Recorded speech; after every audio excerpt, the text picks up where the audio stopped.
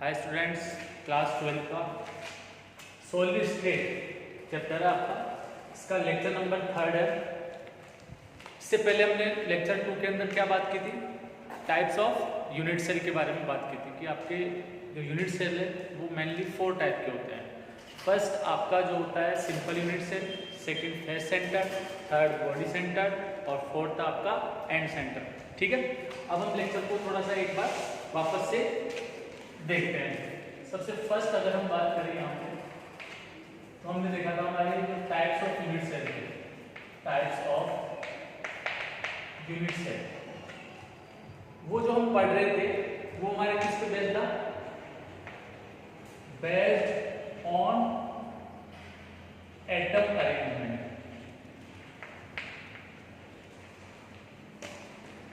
Atom के arrangement के ऊपर बेस्ड। ठीक है, तो जरा हम इसको समराइज करते हैं टेबल के अंदर। सीरियल नंबर, इसके बाद हम बात करते हैं टाइप्स ऑफ यूनिट सेल, किस टाइप का यूनिट सेल है, और इसके बाद यहाँ पे हम देखते हैं किस यूनिट का कंट्रीब्यूशन कितना है, कंट्रीब्यूशन कितना कंट्रीब्यूट करता है वो, और उसके बाद हम देखते हैं number of atoms, number of atoms per unit cell. एक यूनिट सेल के अंदर कितने नंबर ऑफ एटम्स आपके आएंगे। एक यूनिट की बात कर रहे हैं पर यूनिट सेल। 2 की बात करूंगा तो डबल हो जाएगा। और ये जो आपका नंबर ऑफ यूनिट सेल है इसको हम बोलते हैं रैंक ऑफ सेल, यानी कि सेल की रैंक कितनी है, किस टाइप की रैंक है, किसको बोलते हैं? नंबर ऑफ एटम्स को क्या बोलते हैं? रैंक बोलते हैं। तो स्टार्ट करते हैं नंबर 1। सबसे फर्स्ट हमारे पास जो यूनिट सेल था वो कौन सा था? Simple unit cell. इसी का दूसरा नाम क्या था हमारे पास? Primitive unit cell. ठीक है, इसी का दूसरा नाम था प्रिमिटिव यूनिट सेल। इसके अंदर हमने देखा था कि जो हमारा कंट्रीब्यूशन है एटम का वो कितना था? 1/8 पार्ट। कितना पार्ट था? 1/8 पार्ट। अब यहाँ पे जो हम एटम लेते हैं वो कहाँ पे लेते हैं? कॉर्नर्स पे लेते हैं। और ये जो सिंपल यूनिट सेल था वो आपका किससे रिलेटेड था? क्यूब से रिलेटेड था। तो सबसे पहले क्यूब का डायग्राम देखते हैं समझने के लिए।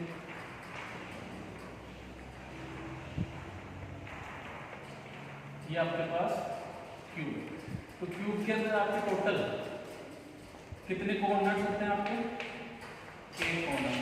तो 8 कॉर्नर्स पे ही आपका सिंपल यूनिट सेल में आपका पार्टिकल्स होते हैं अरेंज। तो यहाँ पे ये 8 कॉर्नर्स आपको दिख रहे हैं क्यूब के अंदर। ठीक है, तो यहाँ पे मैं इसकी बात कर रहा हूँ। ये जो आपका एक पार्टिकल है या जो आपका एक एटम है इसका कंट्रीब्यूशन कितना था? 1/8 पार्ट है। ये कितना पार्ट अंदर रखता है? 1/8। अब ऐसे कितने हैं अपने पास? तो आप ऐसे देखोगे हमारे पास 8 है। ठीक है, तो कंट्रीब्यूशन हो गया इसका 1/8 और टोटल कितने? 8। तो यहां से नंबर ऑफ एटम्स कितने निकल के आएंगे? 1। क्लियर हो गया? 8 से 8 कैंसिल हो गया, 1 आ गया। तो यानी कि हमारे पास जो सिंपल यूनिट सेल है उसकी रैंक कितनी हो गई? 1। ठीक है, इसी तरीके से हम सेकंड पे चलते हैं। सेकंड पे अगर हम बात करें तो हमारे पास है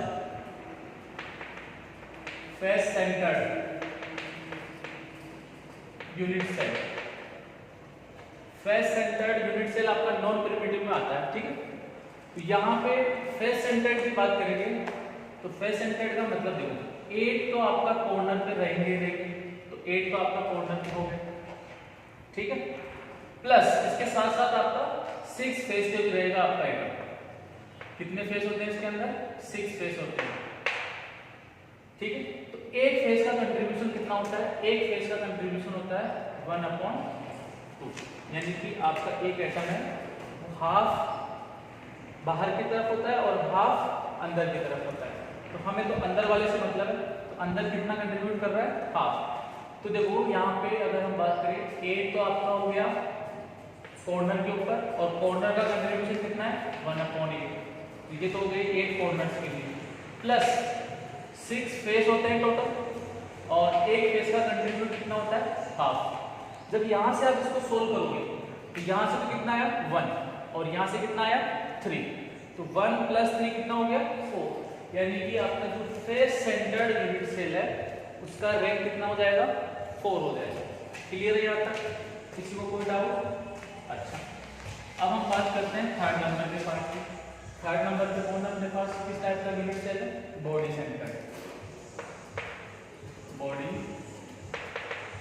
सेंटर्ड यूनिट सेल। तो बॉडी सेंटर्ड में क्या होता है आपका, एक तो आपका कॉर्नर्स पे रहेंगे और एक बिल्कुल आपका क्यूब के बिल्कुल बॉडी में रहेगा आपका।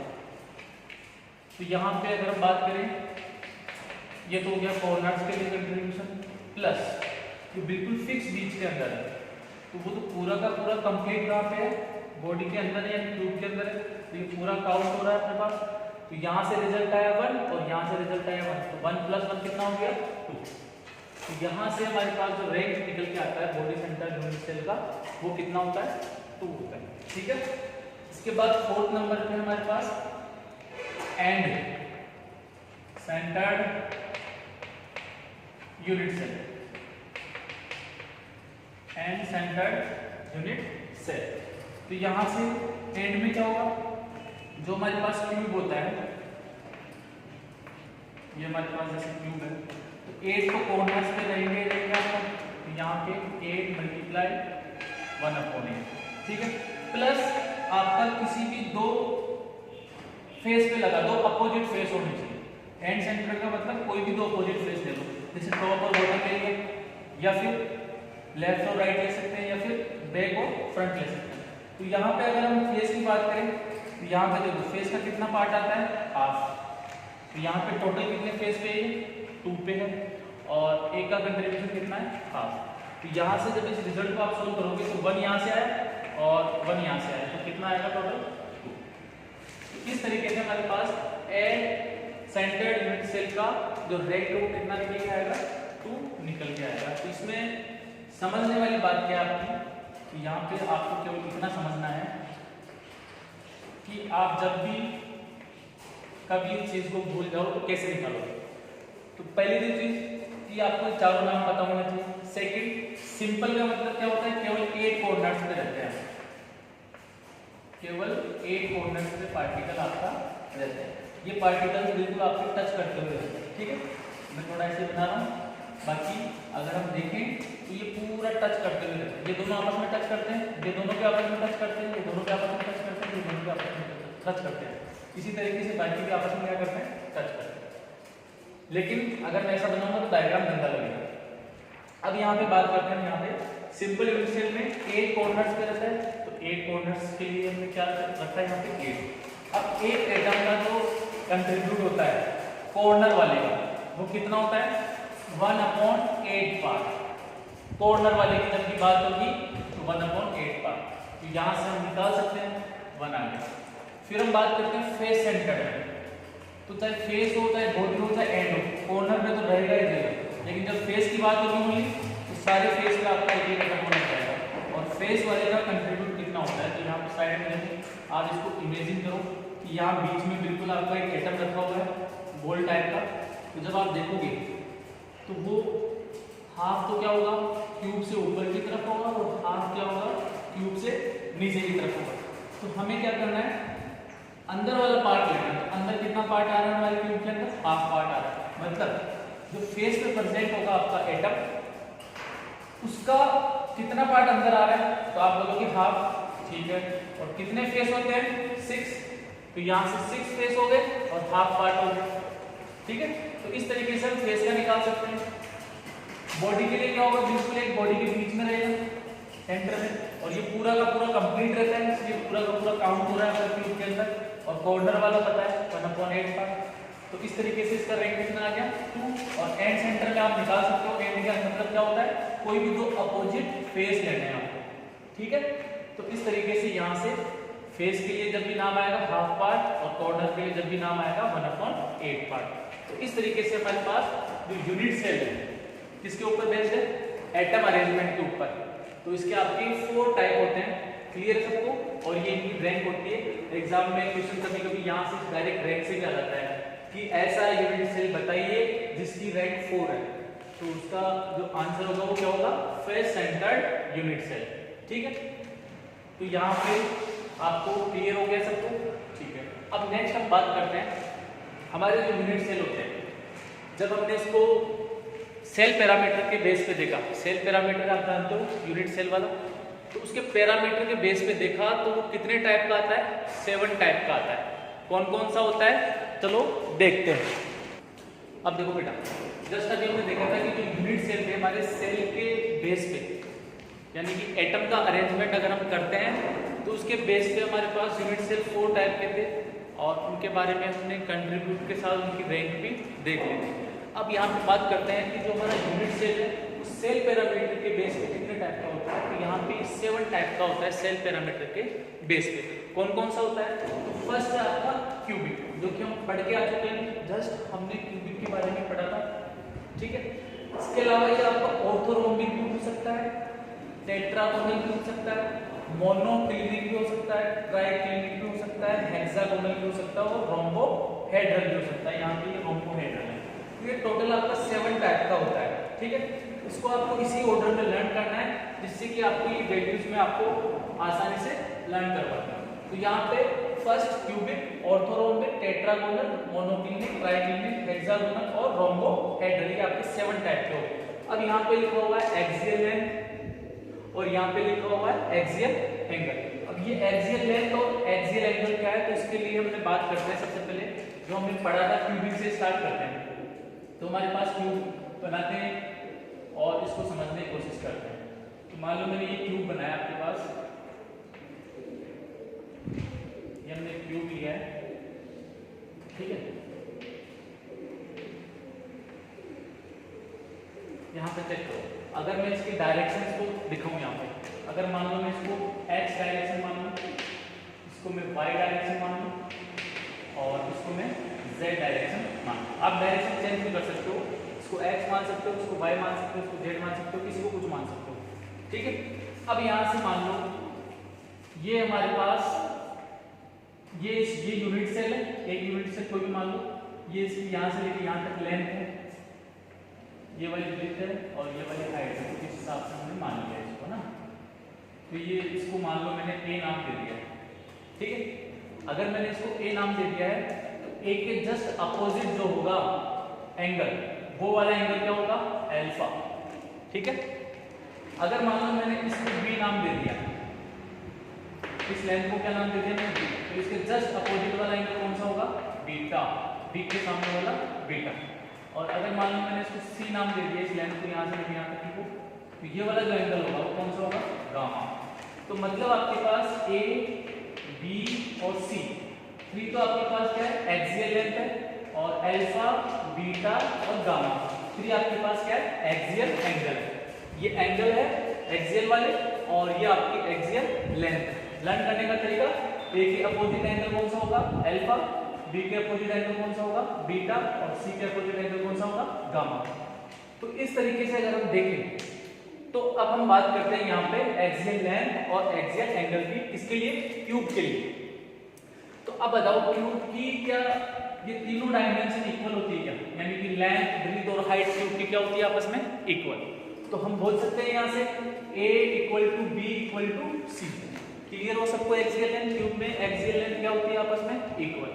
ऐसे अगर हम क्यूब का एवरी एंगल निकालने की कोशिश करें तो हमें पता है क्यूब का एवरी एंगल कितने डिग्री का होता है, 90 डिग्री का होता है। क्यूब का एवरी एंगल कितने डिग्री का होता है, 90। तो यहाँ से alpha equal to beta equal to gamma, यानी कि ये तीनों एंगल आपस में इक्वल भी होंगे और इनकी वैल्यू कितनी होगी, 90 डिग्री। तो जिस तरीके से हमने क्यूब के लिए देखा है वैसे ही हमने क्या किया, orthorhombic, tetragonal, monoclinic, triclinic, hexagonal और रोम्बोहेड्रल के लिए भी चेक किया और हमने देखा कि यहाँ पे ऑर्थोरोम्बिक के अंदर जो एक्सियल लेंथ है वो तीनों क्या है, इक्वल नहीं है, ठीक है। टेट्रागोनल में भी स्टार्टिंग के 2 इक्वल है और थर्ड वाली इक्वल नहीं है। मोनोक्लिनिक में तीनों इक्वल नहीं है, ट्राइक्लिनिक में तीनों इक्वल नहीं है, हेक्सागोनल में स्टार्टिंग की 2 इक्वल है, लास्ट वाली इक्वल नहीं है और रोम्बोहेड्रल में तीनों इक्वल है।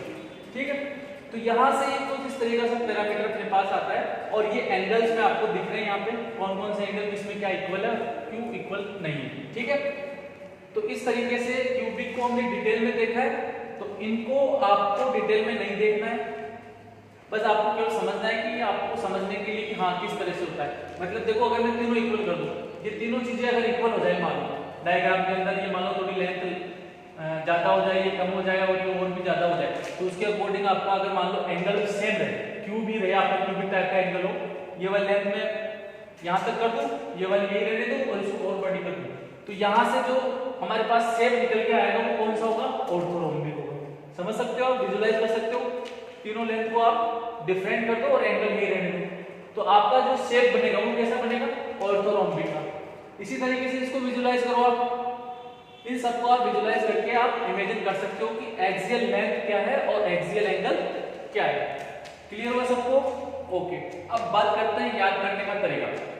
तो देखो क्यूब और रोम्बस आपने छोटी क्लास में पढ़ा होगा, क्यूब के अंदर ऑल साइड इक्वल, ठीक है, लेंथ विथ हाइट, रोम्बस के अंदर ऑल साइड इक्वल, तो यहां से एक्सियल लेंथ तीनों क्या कर सकते हैं, इक्वल कर सकते हैं।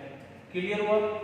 ओके, अब हम बात करते हैं यहाँ पे मोनोक्लिनिक, ट्राइक्लिनिक और ऑर्थोरोम्बिक। इसको आपको देखना पड़ेगा, इन तीनों के अंदर आपका ये तीनों चीजें क्या होती है, अनइक्वल होती है। ट्राइक्लिनिक में, मोनोक्लिनिक में और ऑर्थोरोम्बिक में एक्सियल लेंथ आपस में क्या होते हैं, अनइक्वल। हो गया लर्न। अब बचा आपका टेट्रागोनल और हेक्सागोनल। टेट्रागोनल और हेक्सागोनल, टेट्रागोनल और हेक्सागोनल देखो 3 और 6, x का मतलब 6, टेट्रागोनल और हेक्सागोनल के अंदर देखो स्टार्टिंग के 2 क्या है, इक्वल, और लास्ट वाला क्या है, अनइक्वल। इस तरह से आपको दिमाग में बिठाना है और इसी के साथ आपको एंगल बिठाना है। अब एंगल के लिए तो क्या याद रखोगे आप कि स्टार्टिंग के जो आपके 3 हैं उनके अंदर तो एक्सियल एंगल क्या होते हैं, आपस में इक्वल होते हैं और सबकी वैल्यू कितनी होती है, 90 डिग्री। क्लियर हुआ? ओके। फोर्थ वाले के अंदर क्या होता है, अल्फा और गामा, अल्फा और गामा, बीटा नहीं, अल्फा और गामा 90 डिग्री के होते हैं और बीटा जो होता है 90 डिग्री का नहीं होता है, 90 के अलावा कुछ भी हो सकता है, कम या ज्यादा हो सकता है। इसके अंदर देखो अल्फा और बीटा भी इक्वल नहीं है, गामा भी इक्वल नहीं है, तीनों भी इक्वल नहीं है और ये तीनों 90 डिग्री के भी इक्वल नहीं है, मतलब 90 के नीचे जा सकता है और 90 के ऊपर जा सकता है।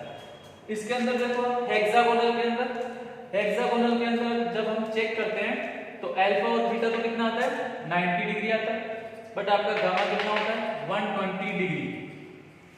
क्लियर है? अब यहां से रोम्बोहेड्रल में क्या होता है, अल्फा बीटा और गामा तो इक्वल होते हैं आपस में, तीनों आपस में इक्वल होते हैं, बट किसके इक्वल नहीं होते हैं, 90 डिग्री के इक्वल होते हैं। इसको रटना नहीं है, बस समझने के लिए कि हाँ बस क्या है क्या नहीं है। क्लियर है सबको? ओके, आगे चलते हैं। तो बेटा देखो आगे अगर हम देखते हैं तो हम अगर बात करें तो हमने अभी जस्ट इससे पहले देखा था कि एटम के अरेंजमेंट के अकॉर्डिंग अगर हम क्यूबिक को लेते हैं तो क्यूबिक के कितने पार्ट करे थे हमने, आपको किसको पता है क्यूबिक के कितने पार्ट करे थे, सिंपल क्यूबिक करा था, ठीक है। इसके अलावा हमने फेस सेंटर्ड करा था, इसके अलावा हमने बॉडी सेंटर्ड करा था और इसके अलावा हमने क्या करा था, हैंड सेंटर्ड करा था, ठीक है। तो क्यूबिक के आपके 4 पार्ट है। इसी तरीके से ऑर्थोरोम्बिक के भी कितने पार्ट है, 4, ठीक है।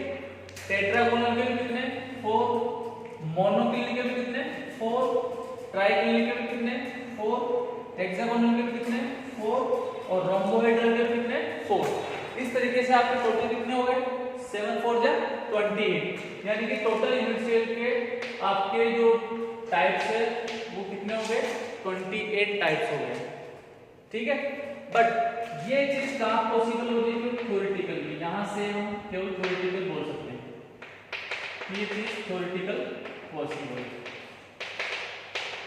बट जब इसके बारे में प्रैक्टिकल किया गया कि एक्चुअल में कितने होते हैं, बट हमने जब प्रैक्टिकली देखा प्रैक्टिकली जब इसको देखा, किसने देखा? ब्राविस नाम के साइंटिस्ट ने। किसने? ब्राविस नाम के साइंटिस्ट ने जब इसको देखा तो एक्चुअल में कितने यूनिट सेल्स निकल के आए? 14। कितने? 14। और इसी को नाम दिया गया ब्राविस लैटाइस यूनिट सेल। तो ब्राविस लैटाइस यूनिट सेल कितने? 14 है। कैसे? प्रैक्टिकली। थ्योरेटिकली कितने? 28। और ये क्यूबिक हम ऑलरेडी पढ़ चुके हैं। इसका कंट्रीब्यूशन कितना होता है? 1, यानी कि इसकी रैंक कितनी होती है? 1। फेस की रैंक कितनी होती है? आप चाहो तो दिमाग में निकाल सकते हो 1/8 कॉर्नर की, यानी कि 1, और फेस का कितना हो जाएगा? 3, यानी कि यहाँ से 4। बॉडी का कितना आएगा? 2, और एंड का कितना आएगा? 2। इस तरीके से इन सब के अंदर की आपका अगर हम देखें थ्योरेटिकली तो 28 टाइप हो गए, और प्रैक्टिकली देखें ब्राविस के अकॉर्डिंग तो कितना हो गया? 14। तो हम ज्यादा इसको प्रीफर करेंगे प्रैक्टिकली को। ठीक है, जो प्रैक्टिकल में चीज हमारे सामने आ गई है वही हम एक्चुअल में डेटा है हमारे पास। तो 14 ब्राविस टाइप्स के क्या हो गए? यूनिट सेल हो गए। कौन कौन से हो गए? तो चलो हम देखते हैं। यहाँ पे देखो बेटा, अब हम बात करते हैं ब्राविस के 14 यूनिट सेल्स जो कि बेस्ड है प्रैक्टिकली। और ये प्रैक्टिकली किसने किया था? ब्राविस ने किया था। तो थ्योरेटिकली आपका 28 टाइप के पॉसिबल हो सकते हैं, बट जब प्रैक्टिकली देखा हमने तो कितना है आपका? 14। और 14 जो आपका डिस्कवर किए गए थे वो ब्राविस के थ्रू प्रैक्टिकल किया गया था, तो उसी के नाम पे 14 ब्राविस यूनिट सेल थे। अब बात करते हैं कि किस सिस्टम के अंदर कितने यूनिट सेल आते हैं, और उसी से हमें पता चलेगा कि वो 14 कौन कौन से हैं। तो अगर हम बात करें, हमारे पास अभी तक हमने कितने सिस्टम देखे थे? 7 सिस्टम टाइप के यूनिट सेल देखे। First cubic, tetragonal, orthorhombic, monoclinic, triclinic, hexagonal और रोम्बोहेड्रल। तो सबसे फर्स्ट बात करते हैं जो लास्ट तीनों के हैं आपके, ट्राइक्लिनिक, हेक्सागोनल और रोम्बोहेड्रल। इनमें प्रैक्टिकली ब्राविस को केवल एक ही यूनिट सेल मिला था, और वो कौन सा था? सिंपल यूनिट सेल, या जिसका दूसरा नाम है प्रिमिटिव यूनिट सेल। तो ब्राविस को ट्राइक्लिनिक के अंदर केवल एक यूनिट सेल मिला है, सिंपल यूनिट सेल। हेक्सागोनल में भी सिंपल यूनिट सेल, और रोम्बोहेड्रल में भी सिंपल यूनिट सेल। मतलब अगर ये तीनों सिंपल है तो इनके जो एक्सियल एंगल होंगे और एक्सियल लेंथ होगी वो भी आपस में क्या होगी? इक्वल है, क्योंकि सिंपल यूनिट सेल आपका जो होता है यहाँ पे, सॉरी हाँ, इनके जो सिंपल यूनिट सेल होते हैं वो आपके क्या होंगे? तीनों इक्वल होंगे। क्लियर? नहीं होंगे। क्यों नहीं होंगे? क्योंकि वो चीजें क्यूब में होती है। यहाँ ट्राइक्लिनिक में तो वही चलेगा जो आपका एक्सियल लेंथ, एक्सियल लेंथ जो होगा वो, ठीक है। हेक्सागोनल में उसका वही चलेगा जो सिस्टम होगा। केवल क्यूबिक में आपका क्या होगा? इक्वल होगा। तो यहाँ पे अगर हम बात करें इस तीनों के लिए क्या होगा? एक एक सिस्टम होगा। कौन सा होगा? सिंपल होगा। अब बात करते हैं टेट्रागोनल और मोनोक्लिनिक में। दो दो आपके यूनिट सेल थे, सिंपल और बॉडी इसमें, सिंपल और एंड सेंटर्ड इसमें। क्यूबिक के अंदर 3 आपके यूनिट सेल पाए गए, सिंपल, बॉडी और फेस। और ऑर्थोरोम्बिक ऐसा है जिसके अंदर चारों पाए गए, सिंपल, फेस, बॉडी और एंड सेंटर। तो इस तरीके से आप जब इनको काउंट करोगे तो क्यूबिक के कितने हो गए? 3, टेट्रागोनल के कितने हो गए? 2, कितने हो गए? 5, ऑर्थोरोम्बिक के 4 और 5 कितने हो गए? 9 और 2 11, 12, 13 और 14। तो इस तरीके से आपके 40 ब्राविस यूनिट सेल्स हो गए। क्लियर? याद रख लेना इसको। क्यूबिक के अंदर 3 है, कौन कौन से हैं? तो सिंपल, बॉडी, फेस, एंड को छोड़ देना है। टेट्रागोनल में 2 है, बॉडी और सिंपल। ऑर्थोरोम्बिक में चारों के चारों है। मोनोक्लिनिक में केवल 2 ही है, सिंपल और एंड। और ट्राइक्लिनिक, हेक्सागोनल और रोम्बोहेड्रल में एक एक है। तो आपको ये याद रखना है ये चीज, टोटल 14 जो ब्राविस रेटेड है किसके अंदर कितने हैं। ठीक है, तो आज हम यहीं तक कवर करेंगे इस टॉपिक को। आगे की बात हम नेक्स्ट क्लास में करेंगे, बट नेक्स्ट क्लास में जाने से पहले मैं बता देता हूँ अभी तक हमने क्या क्या किया है। केवल जो भी इंपॉर्टेंट चीजें थी हमारी टेबल के थ्रू हमने समझने की कोशिश की है, और ये सारी चीजें आपको न्यूमेरिकल्स पार्ट में काम में आएगी। तो फर्स्ट इसमें जो इंपॉर्टेंट चीज है, इन चारों का रैंक कितना है ये पता होना चाहिए। मैं वापस रिपीट कर देता हूँ। सिंपल का रैंक कितना होता है 1, ठीक है। फेस का कितना होता है 4, बॉडी का कितना होता है 2 और एंड सेंटर का 2। इस तरीके सबके लिए लागू होगा, ठीक है। जैसे यहाँ पे सिंपल है तो कितना होगा 1।